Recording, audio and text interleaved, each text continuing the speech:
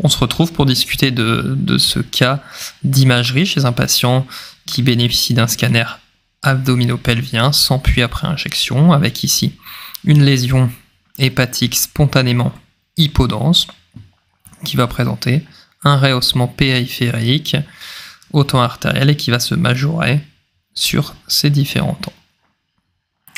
Pour les internes de radiologie, je pense que vous ne tomberez pas dans ce piège, mais il ne faut pas dire que cette lésion est un angiome. Certes, on a un rehaussement qui est périphérique, progressif, qui se majore aux différents temps d'injection, mais ce qui n'est absolument pas compatible pour le diagnostic d'angiome, c'est ce rehaussement annulaire, périphérique, continu, qui est dit en couronne.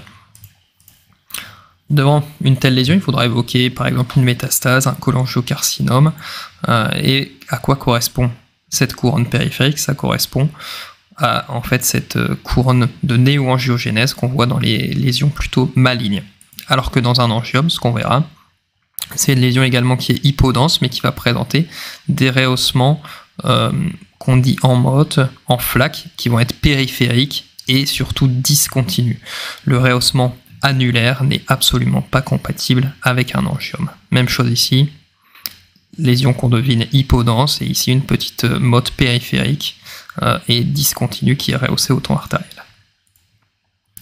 Donc simplement pour faire quelques rappels sur l'angiome, c'est une lésion bénigne hépatique qui est très fréquente, c'est la lésion que vous verrez le plus souvent après les kystes hépatiques simples, et donc qui sont découvertes de façon fortuite, asymptomatique et qui ne donnent pas de perturbation du bilan hépatique. Il n'y a pas de risque de dégénérescence ni d'autres complications, même si de très rares cas, même exceptionnels, cas de rupture hémorragique ont été décrits. La prévalence est variable, peut aller jusqu'à 20% selon les séries. Sur le plan histologique, c'est une tumeur bénigne développée à partir de cellules endothéliales avec des petits septa fibreux et des cavités vasculaires plus ou moins remplies d'hématies. Et nous en imagerie, en fait, on va voir ces cavités vasculaires qui vont se remplir et qui vont correspondre aux mottes, aux flaques vasculaires qui sont rehaussées. La sémiologie typique en échographie, j'insiste bien chez un patient qui n'a pas d'hépatopathie chronique et pas d'antécédent néoplasique, c'est une lésion hyperéchogène homogène, en général de moins de 3 cm, qui va s'accompagner d'un renforcement du faisceau ultrasonore, d'un renforcement postérieur. Au Doppler couleur, on ne visualise pas de prise entre guillemets, prise de contraste. Donc si cet aspect est typique chez un patient qui n'a aucun antécédent, on peut retenir le diagnostic d'angiome avec certitude. On verra que chez les patients qui ont des antécédents, les CHC ou les métastases peuvent avoir un aspect hyperéchogène comme ça, et donc il faudra être très prudent. Tout ce qui est hyperéchogène n'est pas forcément un angiome. Ici on a une lésion qui est très hyperéchogène, qui est globalement homogène, mais qui s'accompagne d'une atténuation du faisceau ultrasonore.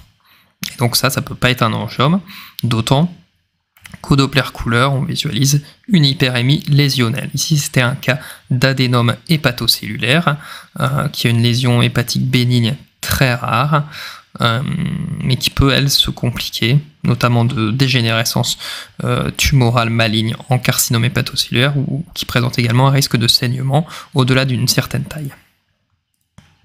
Même chose ici, lésion hyperéchogène, certes moins marquée que les deux cas précédents, mais globalement homogène. Si je vous dis que ce patient a un antécédent néoplasique, il faudra être très prudent, on peut tout à fait avoir des métastases ou des carcinomes hépatocellulaires qui présentent le même aspect. Donc dans ces cas-là, il faudra pousser les investigations plus loin avec une imagerie, avec injection, et pourquoi pas une biopsie en cas de doute. Revenons-en à la sémiologie typique d'un angiome. Ici, sur un scanner non injecté, comme vous pouvez le voir, il n'y a pas du tout de produit de contraste dans la aorte, ni dans les autres vaisseaux. On a une lésion qui est spontanément hypodense. À un temps artériel, on visualise un petit rehaussement sous forme de petites flaques, de petites mottes périphériques, et j'insiste encore une fois dessus, qui sont discontinues. Et on voit que ce rehaussement, progressivement au cours du temps, va se majorer, et au temps tardif, on aura un remplissage complet si la lésion est de petite taille. Visualisez également qu'il n'y a pas de lavage, c'est-à-dire que la lésion reste isodense ou légèrement plus hyperdense que le reste du parenchyme au temps tardif. J'insiste une fois de plus, prise de contraste en couronne, ne pas retenir le diagnostic d'angiome. Ici un autre exemple, un volumineux angiome, mais même chose ici, on voit des flaques, des mottes périphériques de plus ou moins grande taille, mais surtout qui sont discontinues, on n'a absolument pas de rehaussement annulaire. Venons-en à l'IRM, l'angiome est une lésion qui est spontanément très hypo-intense en T1 et très hyper-intense en T2, comme on le voit là. On dit classiquement que c'est un hypersignal T2 proche de celui du liquide cérébrospinal. Après injection, on va visualiser la même chose qu'au scanner, c'est-à-dire des prises de contraste périphériques en mode et discontinues qui vont se majorer avec le temps. Sur la cartographie de diffusion, on peut de temps en temps avoir un hypersignal de la lésion, mais plus par un effet T2. Je vous rappelle que la diffusion est une séquence basée sur du T2, donc si une lésion est de base très fortement hyper intense en T2, elle peut le rester un petit peu même sur les B élevés. Ce qu'il faudra vérifier, c'est sur votre cartographie ADC de bien visualiser qu'il n'y a pas de diminution de ce coefficient et qui vous permet de dire avec une certaine confiance que vous êtes plutôt face à un angiome plutôt que face à une métastase ou un CHC qui auront des coefficients ADC beaucoup plus faibles.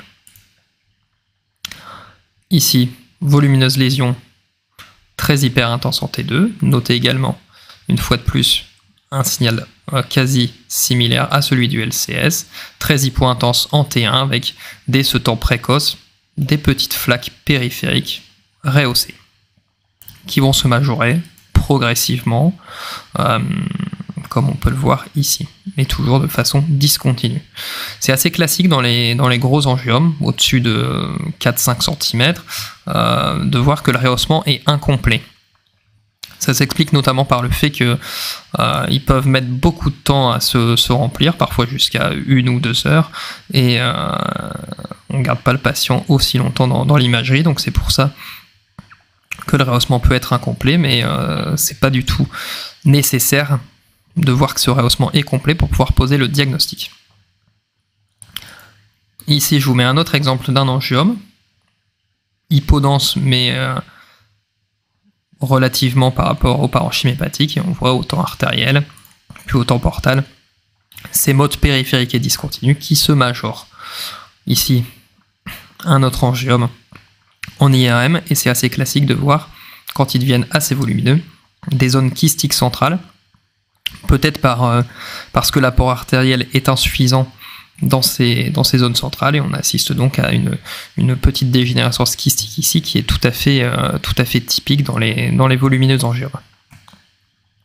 Ici, lésion très hyper intense en T2, on n'a pas le LCS, mais globalement, c'était assez proche. Par contre, le rehaussement ne peut absolument pas dire ici que c'est un angiome. Certes, il y a un rehaussement qui est progressif, mais qui est plutôt radiaire, avec des petits éléments linéaires qui vont de la périphérie vers le centre et qui se majorent tardivement. Ça, c'est ce qu'on peut observer dans certaines métastases.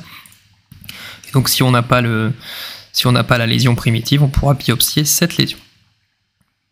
Même chose ici, on a une lésion qui est hyper intense en T2, mais qui est relativement modérée. C'est pas un signal aussi hyper intense que le LCS. Ce qui va également contre le diagnostic d'angiome, c'est ce rehaussement qui est périphérique en couronne qu'on voit ici, qui se majore au temps tardif.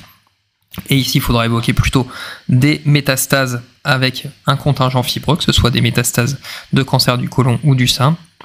Ça peut se voir également dans le cholangiocarcinome et également dans certains angiomes vieillis, fibreux. Mais il ne faut pas retenir ce diagnostic en première intention. Il faut d'abord être sûr que ce ne soit pas une métastase ou une autre lésion maligne avant de retenir ce diagnostic. En conclusion, le diagnostic d'angiome, dans l'immense majorité des cas, ne pose pas de problème si on en connaît bien la sémiologie, et c'est extrêmement important pour éviter de poser ce diagnostic alors que ça pourrait être quelque chose de tumoral secondaire ou primitif mais malin. Au moindre doute, n'hésitez pas à proposer une biopsie. Si vous avez un angiome typique, que ce soit en échographie ou en scanner ou en IRM, il n'y a aucun suivi à faire, c'est une lésion bénignes qui ne se compliquent jamais ou alors de façon exceptionnelle. J'insiste bien pour l'échographie, que vous pouvez retenir ce diagnostic uniquement chez un patient qui n'a pas d'antécédents néoplasiques ou d'hépatopathie chronique, puisqu'on l'a vu, certaines métastases ou les CHC peuvent avoir des aspects trompeurs et similaires. Ici, scanner rehaussement en couronne, on ne peut pas dire angiome. Ici, on voit un rehaussement périphérique qui sont d'épaisseurs différentes, mais surtout qui sont discontinues, avec une motte un peu plus épaisse. Et donc là, c'est tout à fait évocateur d'un angiome. Je tiens à relativiser tout ça. Néanmoins, la plupart des lésions que vous trouverez chez des patients en population générale vont être bénignes dans l'immense majorité des cas, avec les kystes et les hémangiomes en premier lieu. Une découverte fortuite de tumeurs sera beaucoup plus rare, comme on peut le voir ici, de tumeurs malignes. Si vous voulez aller plus loin, vous pourrez lire les chapitres dédiés dans le livre de Valérie Villegrain ou de lire cet article de l'EMC que vous pouvez trouver sur Internet. Si vous avez des remarques, des questions ou des suggestions pour les prochaines vidéos, n'hésitez pas à m'en faire part dans les commentaires. À bientôt.